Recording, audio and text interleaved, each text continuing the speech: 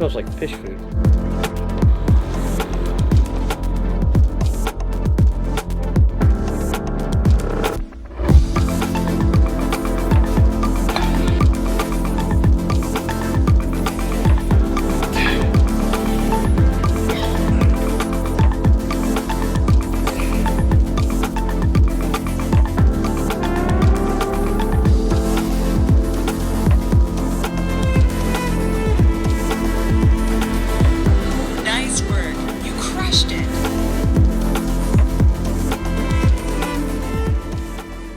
So I've been coming to Florida since 2007, the winter of '07, but I've been coming to this specific house, Steve and Marina's house, for, I think we added it up, it's been 13 years total this year.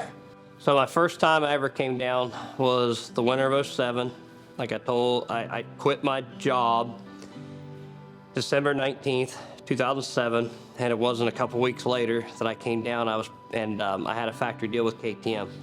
And I've been coming down ever since. And I've always known about this area, the Brooksville or the Croom riding area, ever since then. And I've been able to continue and work and keep my deals going. And even when the factory's pulled out, I've been able to continue to make a full-time go at it. I mean, there's been some tough times for sure coming down here to try to make things work, but I can tell you that it wouldn't have been as easy without mom and pops down here at. It would almost be impossible.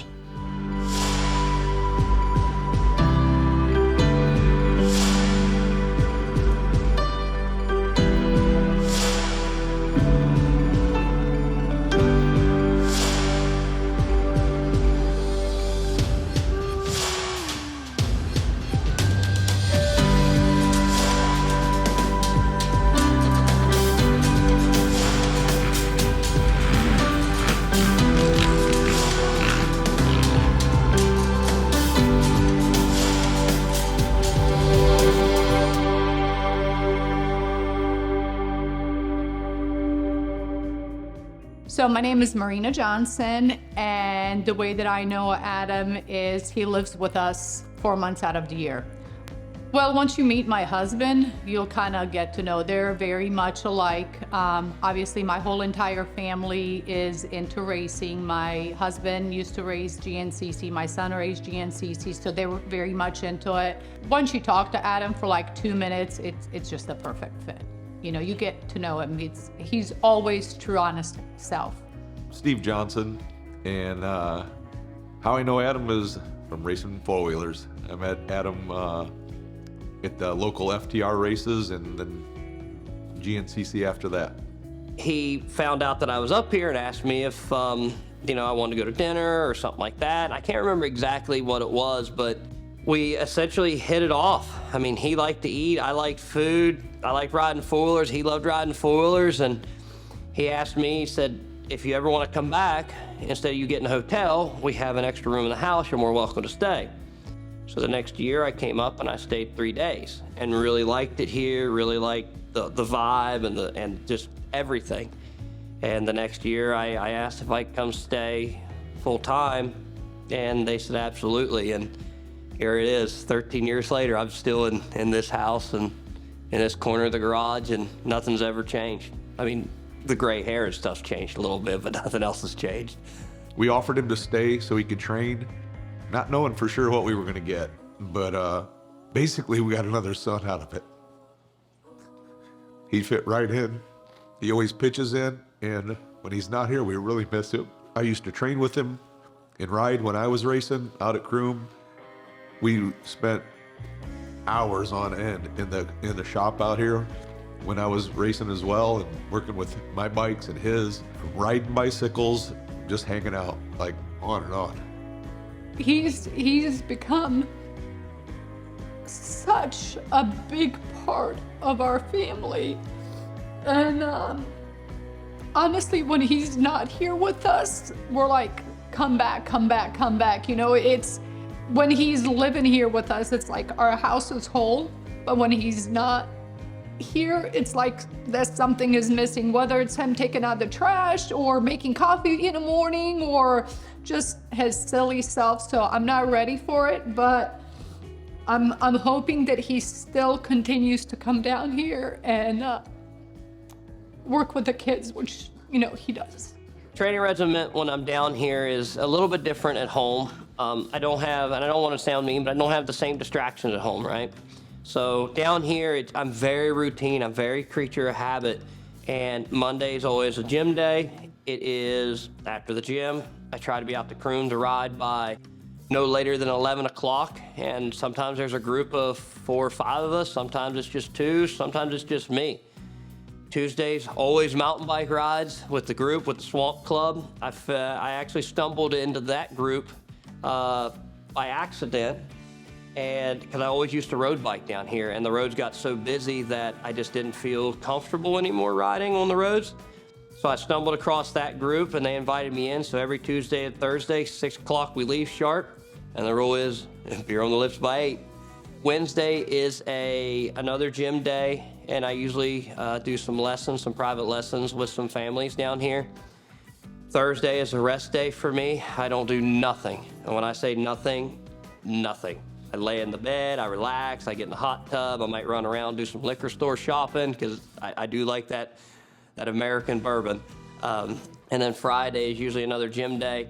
And then we might end up at the casino, we might end up at a beach dive bar, just hanging out. And the older I get, the more I love water, and I love food on the water. So working with my sister on the training is quite different. We've grown up, you know, not really at each other's throat, but as we got older, we've really gravitated towards each other, and she went to school, got her degree, and it started out as like an experiment to see what I thought, right? And I've had trainers from the factories back in the factory days, and we started dabbling in it, and she really hit it out of the park. And we started evolving together and started getting the workouts together, and her workouts started getting more complex. And as they started getting more complex, obviously I started getting older. So she's very good about listening to your body and what you have to say, and how you do your workouts, and what machines or what parts, you know, or products you have available at your hands. And she's really good at being able to make things work and adapt to you. My name is Haley. I am Adam's youngest sister, and I'm also his strength and conditioning coach, aka trainer. Basically, I listen to him every single day moan and bitch about his workouts and how he's feeling and why he's feeling a certain way. But really, down to the nitty-gritty, my job is to make sure that he is 100% when he gets on that track as far as conditioning level goes. So I create his workout programs. They're all remote, computerized, so he logs into the app. He sees what he has for that day, checks in, writes in his weights or whatever else he needs to do, and then I make sure that he does them correctly. Am I qualified? Yes.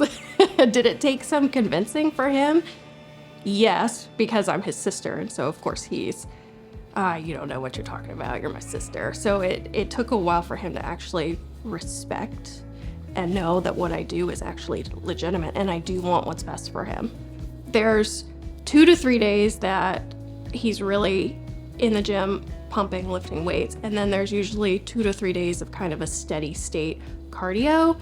I like to target certain heart rate ranges to be in as well, and that's based off of age and resting heart rate, and then that changes as somebody becomes more conditioned, or as he becomes more conditioned, it changes a little bit and it becomes kind of a harder target to reach, so we have to variate that a little bit.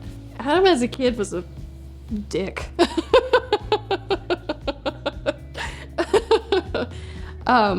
We weren't really that close growing up. At least I didn't think we were that close.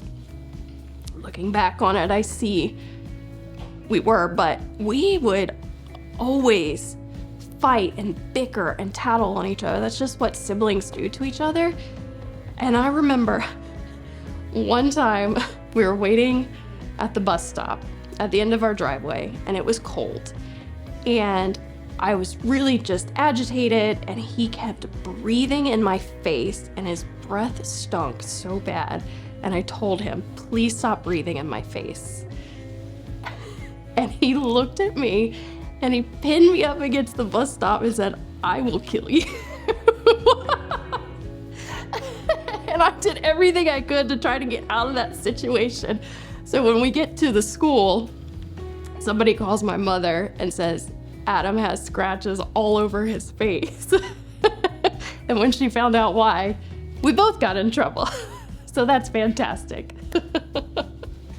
I thought I loathed my brother growing up, but really, I did everything that my brother did. I followed in his footsteps, and I wanted to be like my brother. So if I could tell him one thing, is it? He is my hero. My favorite memories with my sister. I mean, she was there early on for the early first wins. She was there for that. The prom story's a wild one. It wasn't a good memory, but it was just comical. And I'll tell that one just for sake of conversation. So that one, we went to prom. I took a date and she took a date. We rode separate. I was driving, she wasn't, so she went with her date, I went with my date. They end up leaving together, and me and my sister was stuck at the dance by ourselves. I'm like, well, you ready to go home? She goes, yep, let's go home. So we left and went home together. So it worked out great because, you know, it wasn't like we was out late, but it was also like a super shitty feeling to know that we got dumped at prom. But it's something that really stands out in my mind, and I don't know if that kind of solidified our relationship, but she's definitely somebody that I can rely on 100%. How I feel about him retiring. He's doing it at a great time. And he's doing it on his own terms, which I really applaud him for.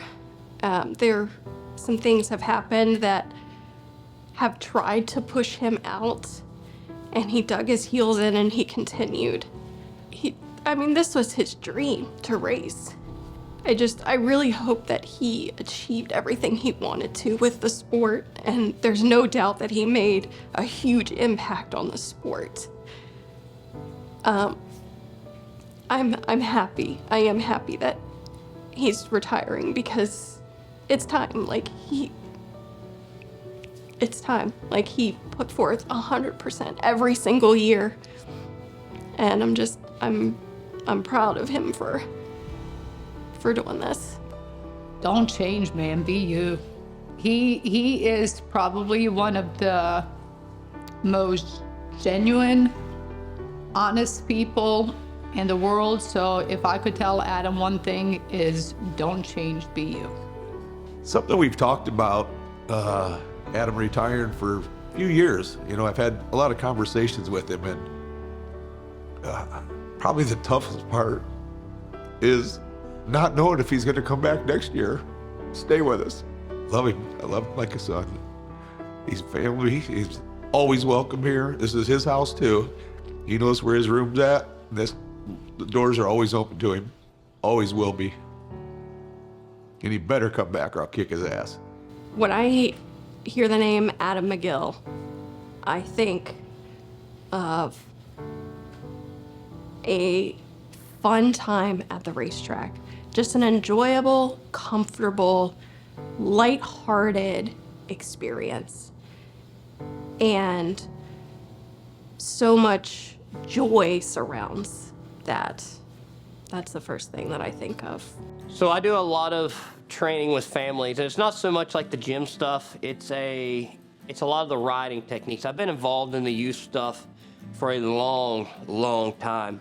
And being in this area, in the Brooksville area, with Croom being right at the back door, it's 20 minutes away from here. A lot of families come from up north, especially over Christmas and between New Year's, or they'll make, a long week, or a weekend trip out of it to come down. And everybody comes to Croom. It's 2,800 acres, I think, of just fenced in state forest. You can ride wherever. It's an awesome facility. You can ride after the rain. It doesn't get muddy. And a lot of the families that I work with, most of them live here. So it's very convenient, and, I'm only here for 3 months most of the time. And it's, you know, they try to get me as much as they can, and so we put them on a schedule, and I work them into the schedule. I find a day, we find a time, and we stick to it. Like I said, I'm a creature of habit. I'm very routine, and once I get in that routine, I get very, I don't want to say anxious, but I get like disrupted. It's like, okay, now what? I gotta put something there, but I don't know what I could put there. But yeah, the youth stuff, I'm working, and the crazy part is now is that the kids that I was working with aren't kids no more. They're teenagers, and they're running big bikes, and eventually I'm going to be racing with some of the students that I've taught, which is going to be rough on me. So my best Adam McGill impression. Hey guys, you scared me. Gator here. Scared me? Gator here? That's probably the most common one that everybody will know. Probably one of the things I laugh about with Adam is Adam mocking his dad. And he, damn it, let's get in that motorhome and go to a damn, load that trailer up, let's go to a race, but someday Adam's gonna realize that Adam is his dad too. So it's two peas in a pod. So I'm feeling, going into round one, you always have the nerves. You always have that. And those nerves will never go away. No matter how old I get, no matter what I'm doing, those nerves will never go away. I'm feeling really good this year, so I tried something, not new, but I tried something new at the beginning of the year. So I did a 72-hour fast. I did a complete reset of my body, and I've been paying attention and introducing things back into it. And I can honestly tell you that I've changed the training up a little bit. I've been paying more attention to the foods than I have even when I found out I had Lyme's. And I almost feel like you've taken me back 5 years. Do I think that we will be winning every race? No. But I guarantee, I have a good feeling we'll be on the box, and man, I want that 20. God, I want that 20 bad, so 2026 could be my 20th. I've been doing this 20 years, right? XC1, 20 years. I don't think they're nerves anymore. I think it's anxious, it's excitement, it's different, but this one's different. This one, like, I'll let you know in 2 hours.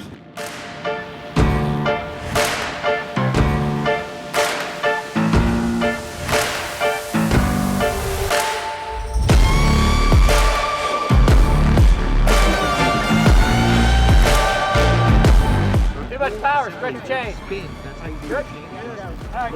I'm back. I love you, boys. I definitely showed my age some today, and there was splits of emotion. We would pass spectators and pass riders, and it was. I've always had cheers. These were different, and. Nothing I would change. It was good. I would say this one is a relief. Big Buck is over. I'm ready for the next one. But like we talked, 8 more to go.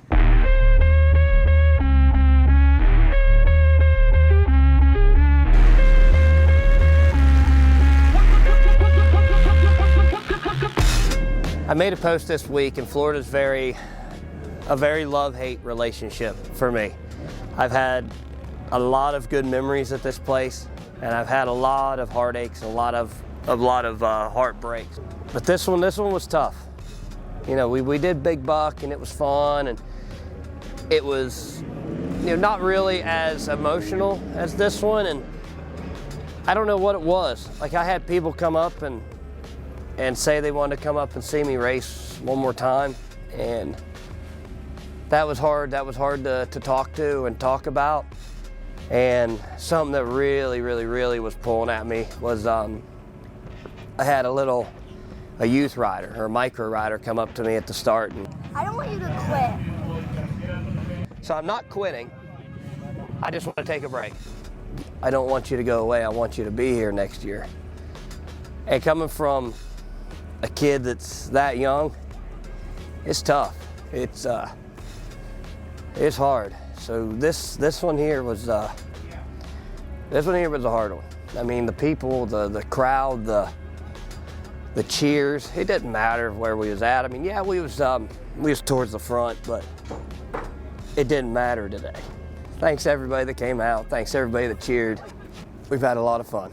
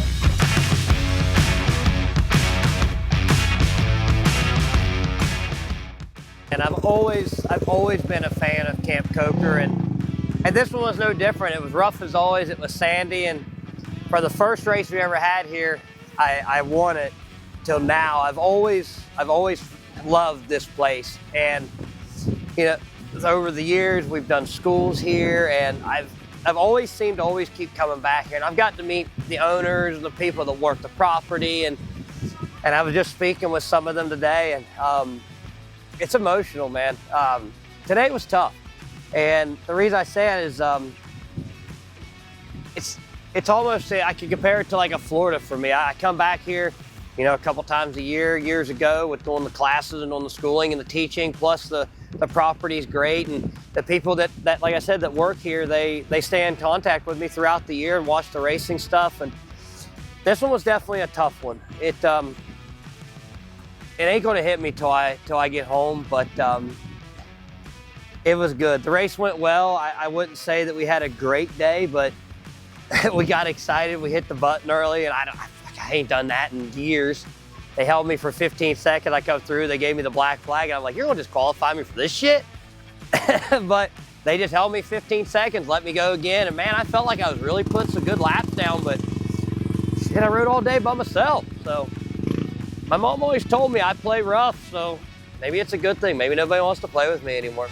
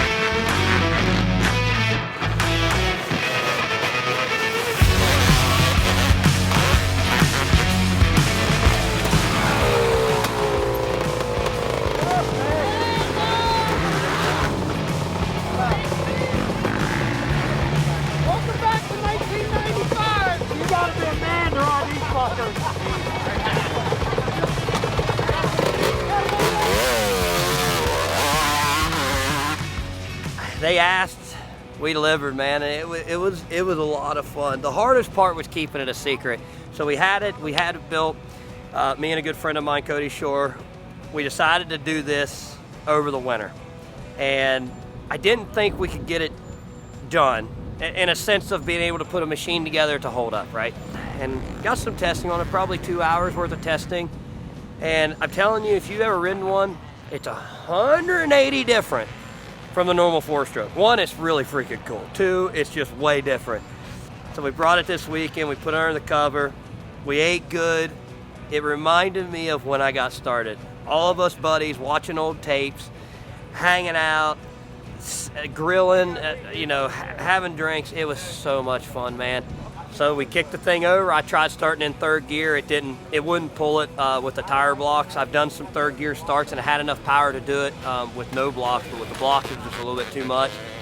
And we ended up having a decent start, but honestly, we missed the setup when it come down to it, right? I don't have a whole lot of time on it, but I can promise you one thing, I had the biggest smile out there and I had the loudest cheers, man. That thing was so much fun. I was blowing corners and they were just like this, and I just let it eat, dude. But we did what we wanted to do. We set out and we said we wanted to finish. We were thinking about this and we said it was 23 years since a 250R has lined up on the XC1 front row, and I was the guy to do it. So I'm super proud. I'm glad to have Eric in my corner. I wish Tony would have been here to see it, but he passed away this year. Thanks to him and his family for the information. They helped us get this thing going. Arlen and LED.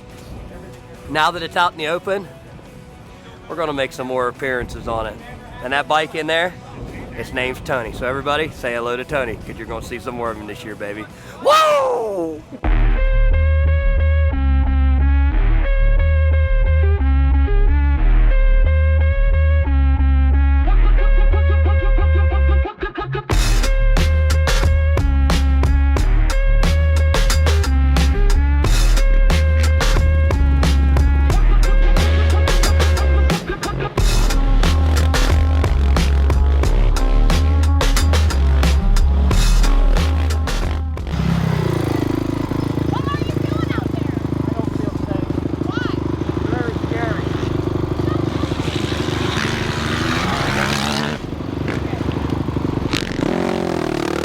Holy shit, I've never felt more unsafe in my life. Like, the only thing I could think of today was, I do not know how, back when I was younger, how I did it or how we did it, because some of the stuff was literally as high as the bumper today, driving into it under speed. And I mean, yeah, whatever, it is what it is, but I mean, to do that, it was rough.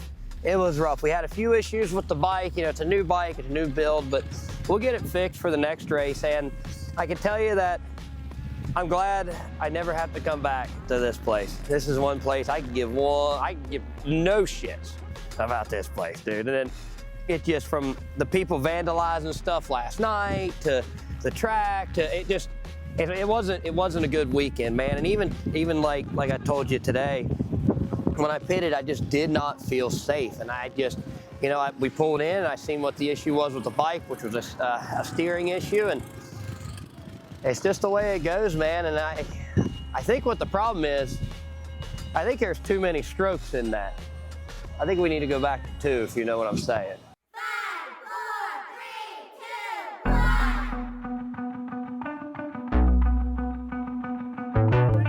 3, 2, 1. Right hard. Thanks, Kevin. Win so we can drink tonight.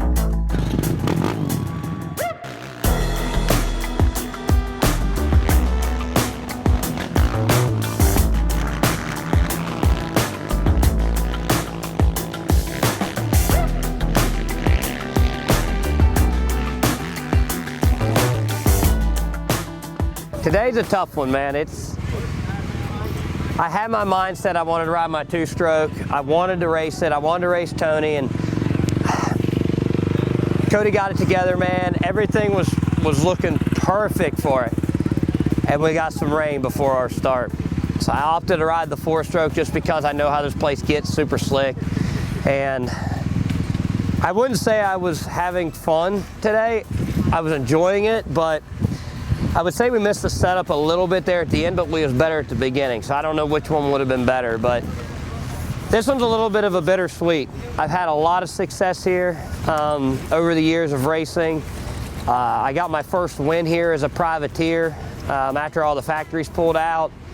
So this place always holds a special place in my heart, and it's not far from home. We have a lot of fans here, and this one's a little hard to say, no more pro career with, but we'll always be back. It's like I said, it's not far from home, and I always plan on coming back, but damn it, I want to race my 2-stroke so bad here. But On to the next one. We'll head to New York. We'll hope it's nice up there. Maybe Tony will get to stretch his legs one more time before we head to the mountain that McGill built, baby.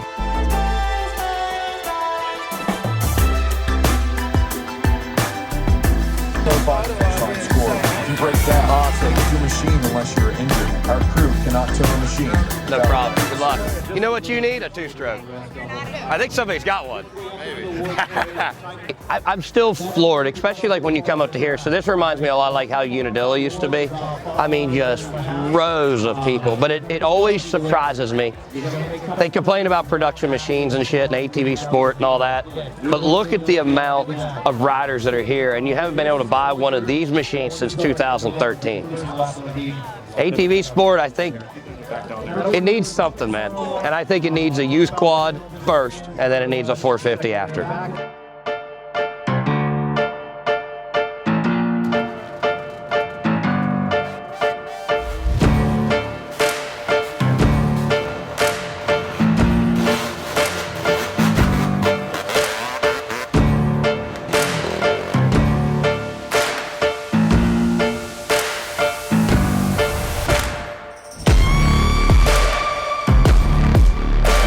To me, it's the biggest party of the year for GNCC. It's a whole nother atmosphere up here, and you cannot replace it, and you can't explain it unless you've come here.